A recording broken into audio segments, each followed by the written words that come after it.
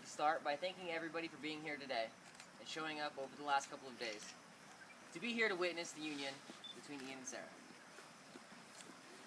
I still remember the day she asked me to do this, very, very vividly. She was on the phone and she asked me to officiate their wedding, and honestly, I thought she was kidding. I made her ask me again just to be sure. Because I never would have guessed in a million years that she'd ask me to do this. And even at the time, I was absolutely overwhelmed, and I didn't know what to think. And since that day, and mostly recently, I've begun to realize just how important this is. Especially over the last couple of days. And it's really sunk in exactly what it is I'm doing and what they've asked me to do. And I cannot even begin to explain to anybody here, to Sarah or to Ian, just how much this means to me. There are no words in any language that I could possibly say to you to make you guys understand. I can't make you believe how much you guys mean to me. Sarah and Ian are two of the sweetest people I've ever met in my life, hands down. Now that's a very easy thing for people to say, and some people can say it convincingly,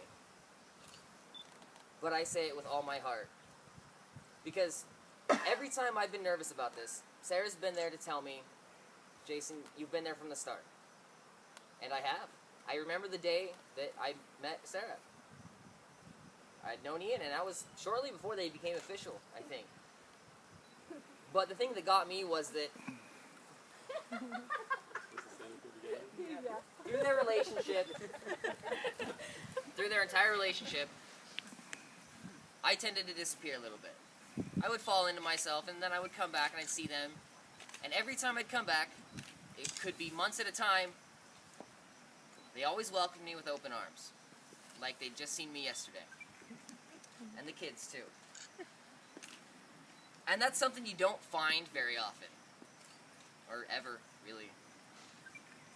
That's something that if you do find, you really better not let it go. And I still count my blessings today that I didn't ruin it myself. Because I can't explain how much that means to me.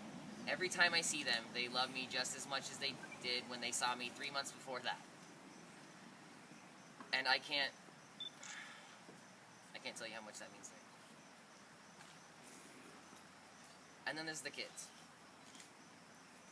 As much as we're here today to see Ian and Sarah wed in holy matrimony, I'm certain we're here today just as much to see the kids get a father. That's something that really hits me very deep. I've seen the kids for a couple of years now, and I've seen they've grown up with just a mom. And honestly, in my opinion, that's just fine. That's all they need.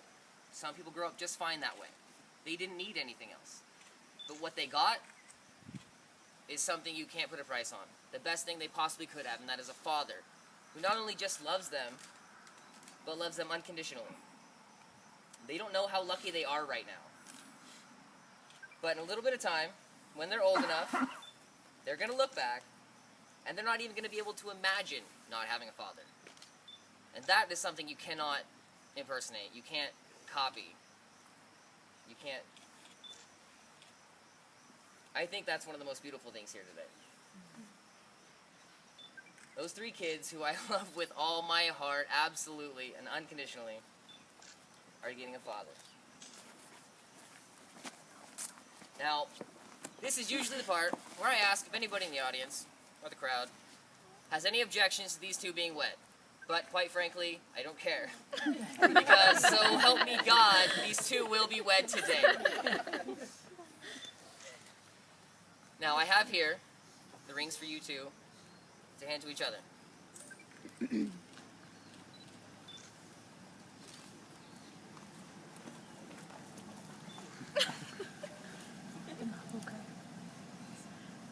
Ian, Ross, Hannum.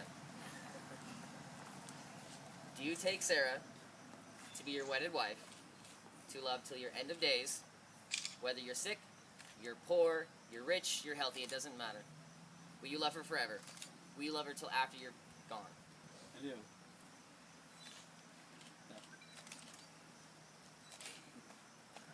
Sarah, Rhiannon, Wentz. Will you love Ian, whether you're rich or you're poor, you're healthy, you're sick? till the end of your days, till after you're gone.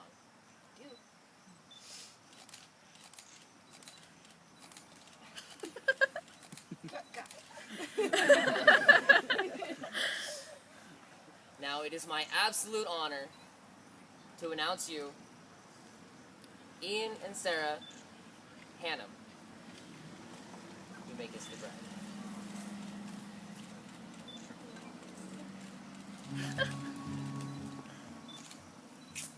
Next one, Johnny.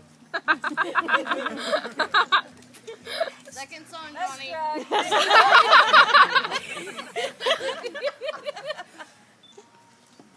Oh wait, that's it. Up, louder.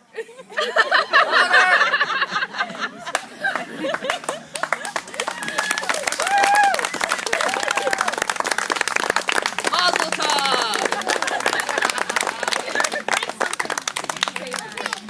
A wine glass. Someone's got to stand up. A lot of because it makes a better crunch. Yeah. What? My best friend's Jewish, so. What do we do now?